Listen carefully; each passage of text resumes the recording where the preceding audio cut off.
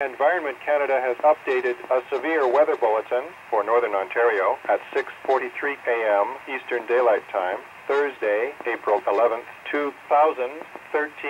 A winter storm warning is continued for North Bay, Powassan, Mattawa, and West Nipissing, French River.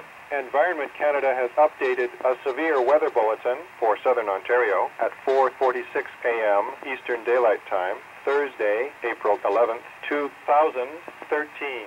A winter storm watch is upgraded to a winter storm warning for Western Algonquin Park, Lake of Two Rivers, Deep River, Whitney, Eastern Algonquin Park, Bayfield Inlet, Dunchurch, South River, Burkes Falls.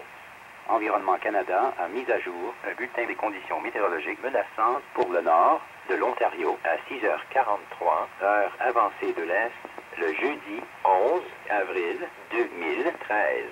Un avertissement de tempête hivernale est maintenu pour North Bay, Powassan, Mattawa et Nipissing West, French River. Prévision émise par Environnement Canada.